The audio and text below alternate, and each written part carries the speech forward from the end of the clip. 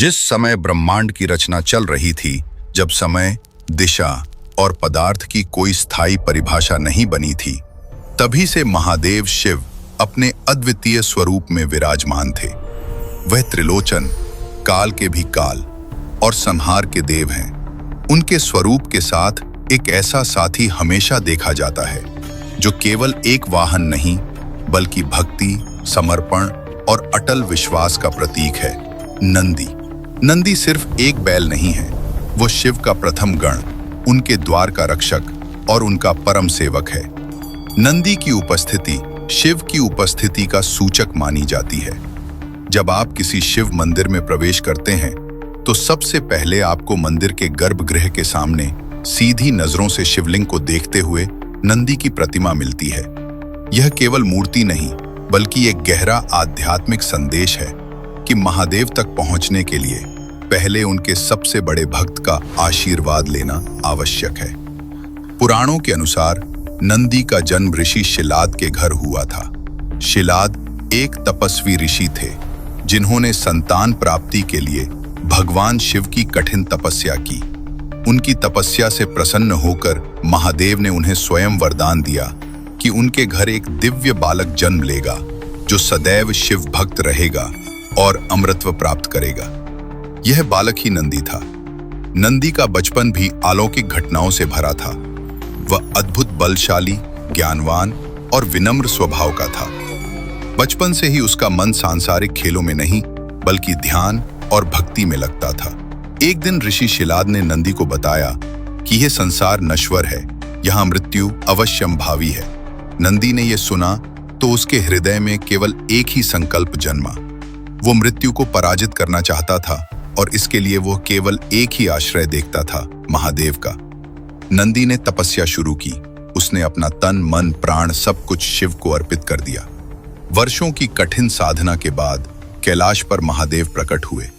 उन्होंने नंदी की भक्ति से प्रसन्न होकर उसे न केवल अमृतत्व दिया, बल्कि अपने वाहन और द्वारपाल का स्थान भी प्रदान किया। कहते हैं, उस समय नंदी का स्वरूप मनुष्य और बैल के मिश्रण जैसा था, जिसे महादेव के वरदान से बैल का दिव्य रूप मिला। नंदी के बैल स्वरूप के पीछे भी गहरी प्रतीकात्मकता है। बैल कृषि, श्रम, धैर्य और शक्ति का प्रतीक है। ये स्थिरता और निष्ठा का भी संकेत देता है। ठीक वैसे ही नंदी अपने स्थान से कभी नहीं हिलते। वो महादेव की ओर स्थिर दृष्टि रखते हैं। ये दृष्टि केवल मूर्ति की नहीं, बल्कि साधक की साधना का प्रतीक है। जब तक मन भगवान पर स्थिर रहेगा, तब तक मोक्ष का मार्ग खुला रहेगा। शिव और नंदी का रिश्ता मालिक और सेवक का नहीं, बल्कि गुरु और शिष्य का है। नंदी शिव के सबसे बड़े श्रोता हैं। कहा जाता है, शिव जो भी गुप्त ज्ञान पार्वती जी को देते हैं, वो नंदी के कानों में भी पहुंचता है। एक कथा में आता है कि एक बार शिव पार्वती को अमृतत्व का मंत्र सुना रहे थे और नंदी द्वार पर पहरा दे रहे थे। नंदी ने यह मंत्र सुना और बाद में यह ज्ञान अनजाने में सांपों तक पहुंच गया, जिससे नागों ने अमृतत्व प्राप्त किया। इसीलिए नाग और शिव का भी गहरा संबंध है। नंदी की भक्ति का एक अद्भुत उदाहरण है उनका द्वारपाल बनना। कोई भी भक्त जब शिवलिंग के दर्शन करने आता है, तो पहले नंदी के कान में अपनी प्रार्थना कहता है। मान्यता है कि नंदी यह संदेश सीधे महादेव तक पहुंचाते हैं। इसका आध्यात्मिक अर्थ यह है कि भक्ति में मध्यस्थ वही बन सकता है जो पूर्णतः निस्वार्थ और समर्पित हो। नंदी के कान में कहे गए शब्द भक्ति की भाषा में परिवर्तित होकर भगवान तक पहुंचते हैं। कैलाश पर्वत पर नंदी का स्थान महादेव के समीप है। वह शिव के रथ के रूप में भी कार्य करते हैं। जब महादेव ब्रह्मांड में कहीं जाते हैं, तो नंदी ही उन्हें लेकर जाते हैं। यह केवल यात्रा नहीं, बल्कि ऊर्जा का प्रवाह है। नंदी महादेव के वाहन के रूप में उस अपार ऊर्जा के नियंत्रण और स्थिरता का प्रतीक हैं। एक और रहस्य यह है कि नंदी को केवल शक्ति और स्थिरता का प्रतीक नहीं, बल्कि धर्म के 4 स्तंभों सत्य, तप, दया और दान का भी आधार माना गया है। बैल के 4 पैर इन 4 गुणों का संकेत देते हैं। जब भी ये गुण संसार में कम होते हैं, नंदी का स्वरूप भी कमजोर पड़ता है। यही कारण है कि कलयुग में धर्म का एक एक पैर टूटता जा रहा है। शिव और नंदी के रहस्य में एक आध्यात्मिक विज्ञान भी छिपा है। नंदी की स्थिर दृष्टि, जिसे ध्यान मुद्रा कहते हैं, वास्तव में साधक को यह सिखाती है कि ईश्वर की ओर देखना मतलब अपने भीतर देखना है।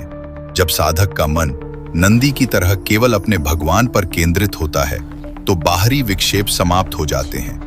नंदी के रूप में शिव ने अपने भक्तों को यह संदेश दिया कि भक्ति में सेवा का स्थान सबसे ऊंचा है। नंदी ने कभी कुछ मांगा नहीं, उन्होंने केवल दिया, अपनी शक्ति, अपना समय, अपना जीवन और यहाँ तक कि अपना अस्तित्व भी शिव को अर्पित कर दिया। महाभारत में भी नंदी का उल्लेख आता है। युधिष्ठिर के राजसूय यज्ञ में जब शिव का आह्वान किया गया तो नंदी उनके साथ आए। उनकी उपस्थिति मात्र से ही सभा में दिव्यता का संचार हो गया। नंदी का एक और रहस्य यह है कि वे केवल शिव के नहीं बल्कि माता पार्वती के भी अत्यंत प्रिय हैं। जब भी माता पार्वती रुष्ट होती हैं, नंदी उनके पास जाकर उन्हें मनाते हैं। एक कथा के अनुसार जब माता पार्वती ने महादेव से क्रोधित होकर कैलाश छोड़ दिया था, तब नंदी ने वानर का रूप धारण कर माता तक महादेव का संदेश पहुंचाया। ये नंदी का एक और रूप है, समय के अनुसार बदलकर सेवा करना। दक्षिण भारत के कई मंदिरों में नंदी की विशाल प्रतिमाएं देखने को मिलती हैं, जैसे मैसूर का नंदी, लेपाक्षी का नंदी और तंजावुर का नंदी। ये प्रतिमाएं इतनी विशाल हैं कि मानो नंदी स्वयं वहां जीवित होकर भक्तों को देख रहे हों। लेपाक्षी के नंदी की दृष्टि आज भी वीरभद्र मंदिर की ओर है, जो शिव के क्रोध और शक्ति का प्रतीक है। वैज्ञानिक दृष्टि से भी नंदी के रहस्य को समझा जा सकता है। नंदी के सामने बैठकर शिवलिंग को देखना एक प्रकार की ध्यान क्रिया है।